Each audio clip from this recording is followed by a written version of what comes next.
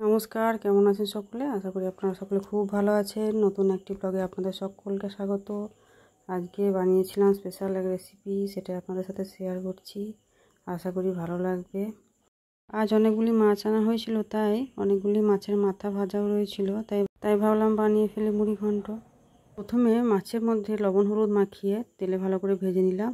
আলু ছোট ছোট করে কেটে সেগুলো লবণ হলুদ মাখিয়ে ভেজে নিলাম। আর পরিমাণ মতো আতপ চাল আধ ঘন্টা জলে ভিজিয়ে রেখে তারপর জল ঝরাতে দিলাম। অন্যদিকে পেঁয়াজ কুচি করে নিয়েছিলাম, আদা রসুন জিরে বেটে নিয়েছিলাম, আর গরম মশলা থেতো করে নিলাম কিছুটা, অর্থাৎ লবঙ্গ এলাচ দারচিনি আর সাথে তেজপাতা আর শুকনো লঙ্কা রেডি করে নিলাম।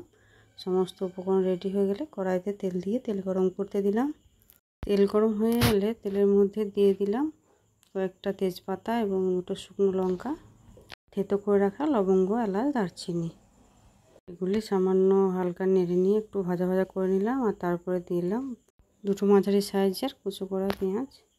তারপর পেঁয়াজের মধ্যে সামান্য লবণ দিয়ে ওটাকে একটু ভেজে ভেজে ব্রাউন কালার এসে গেলে ওটার মধ্যে দিয়ে দিয়েছিলাম বেটে রাখা মশলা, এবং মশলা ভাজা ভাজা হয়ে এলেই দিয়ে দিলাম জল ঝরিয়ে রাখা আতপ চাল।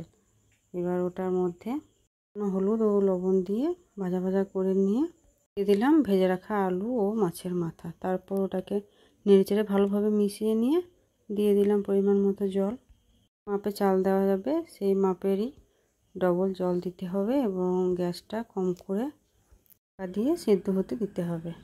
এখানে একবার ঢাকনা তুলে নেড়ে দিতে হবে, তারপর আবার ঢাকনা দিয়ে কিছুক্ষণ সিদ্ধ করে নিতে হবে। তারপর সম্পূর্ণ সিদ্ধ হয়ে গেলে 2 চামচ মতো গুঁড়ো করে রাখা গরম মশলা আর 2 চামচ মতো ঘি, তারপর সেটাকে ভালোভাবে নেড়েচেড়ে মিশিয়ে নিয়ে গরম গরম পরিবেশন করলেই রেডি সুন্দর সুস্বাদু মুখরোচক একদম অনুষ্ঠান বাড়ির মতো মুড়ি ঘন্ট। তো এইভাবে বানিয়ে খেয়ে দেখতে পারেন, আশা করি ভালো লাগবে।